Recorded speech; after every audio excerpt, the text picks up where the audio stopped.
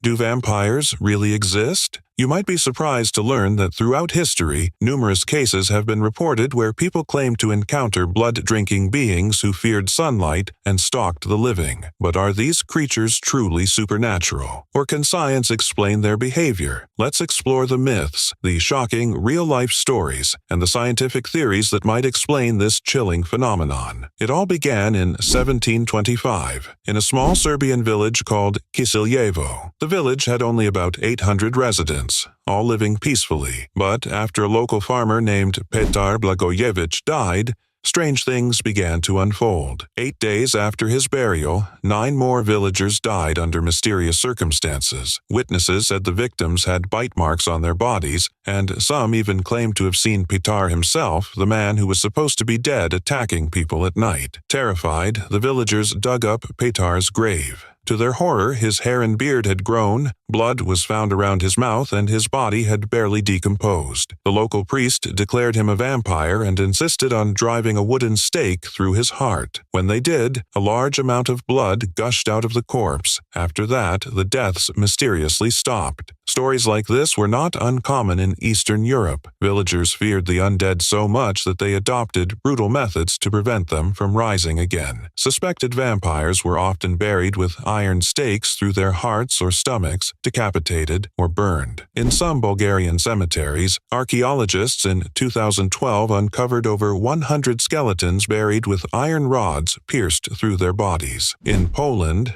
a 2013 archaeological dig revealed the skeleton of a woman buried with a sickle across her throat, designed to decapitate her if she tried to rise from the grave. In Slovakia, a chained coffin was found, containing a body pierced with metal rods in the heart and liver, surrounded by occult symbols. Clearly, these were not random acts. They were deliberate attempts to contain something people truly feared. So, is there a scientific explanation behind these horrifying rituals? According to experts, the symptoms attributed to vampires match a rare condition called erythropoietic protoporphyria, EPP. This genetic disorder makes people extremely sensitive to light and gives their skin a pale, almost translucent appearance. Exposure to sunlight can cause severe pain and disfigurement, which might explain the aversion to daylight. Some individuals with EPP suffer facial changes that make them appear abnormal, leading to vampire rumors in less informed times.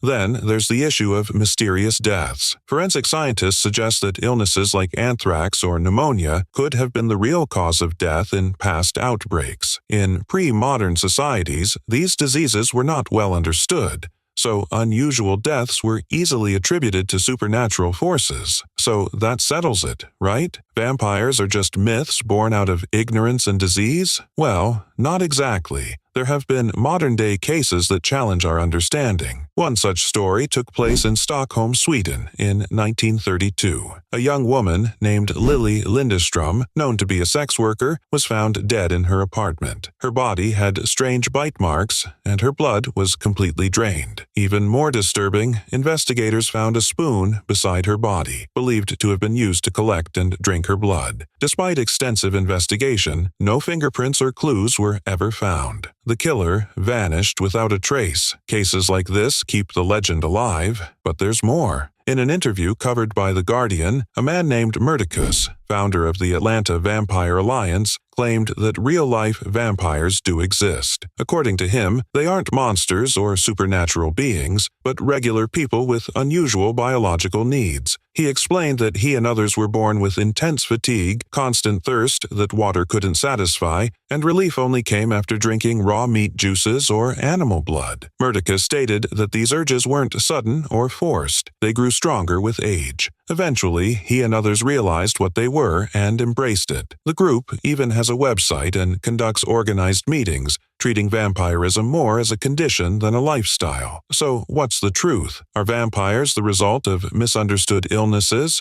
mass hysteria, or something more? The science explains a lot, but not everything. The mystery remains unsolved. Perhaps the scariest part isn't whether vampires are real. Perhaps it's knowing that some people, even today, crave blood, and sometimes they act on it. The speaker explains that some self-proclaimed vampires try to control their craving for human blood. Many of them attempt to suppress the desire entirely or substitute human blood with animal blood. However, they admit there is no real comparison. The craving for human blood is too powerful. Some claim to be civilized and don't resort to killing or attacking people. Instead, they pay willing donors in a more organized and modern manner, far from the old horror movie stereotype of biting necks. But not all are like that. Some so-called vampires are savage and out of control, killing without remorse just to drink blood. The speaker insists they are ordinary humans suffering from strange conditions, but the media has often exaggerated and demonized them. Take, for example, a girl named Tracy Wigginton, whose story mirrors these claims. She said she experienced extreme fatigue until she started drinking animal blood,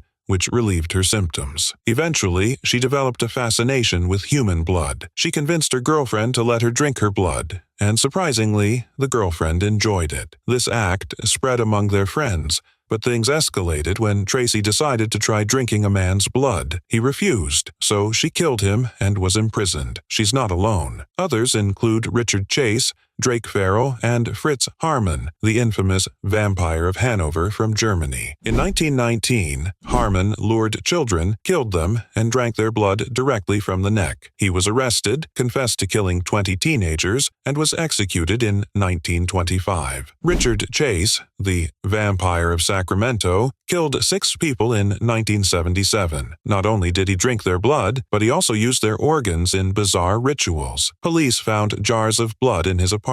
Psychiatrists diagnosed him with Renfield's syndrome, a rare psychological condition causing an obsession with drinking blood. Marcelo de Andrade in Brazil, 1991, killed 14 children, drank their blood, and claimed he was purifying them. He believed blood gave him energy. Cases like his raise questions about scientific explanations. Are there medical or psychological reasons for this? Many believe vampires are myth, but others argue there are real individuals with rare conditions that mimic vampire-like behavior. One medical explanation is porphyria, a rare neurological disease causing extreme sensitivity to light, severe skin damage, and red-colored urine. Victims avoid sunlight entirely, and their gums recede, exposing their teeth more prominently. In old times, such individuals were mistaken for vampires. Another is Renfield's syndrome, named after the Dracula character who drank insect blood. It is categorized as a sexual paraphilia, where the person is aroused by drinking blood. Many patients admit to starting with animal blood before transitioning to human blood. Then there's hemophilia, a bleeding disorder where blood doesn't clot. Historically, people believed drinking the blood of a hemophiliac would transfer either the disease or a special power. Another explanation is blood delusion psychosis, where individuals believe they are not human and must drink blood to stay alive. A recorded case in Ukraine in 2002 involved a man who lived in darkness and killed chickens daily to drink their blood. He claimed he was already dead and that blood prevented his body from decomposing. There are also those who practiced blood rituals. Rod Farrell, a 16-year-old American, formed a vampire cult called Vampire Clan in 1996. He claimed to be a 500-year-old vampire and killed a couple with the help of his group. During interrogation, he calmly said he was starving, and blood was the only thing that could satisfy him. Another infamous case is Nico Claux,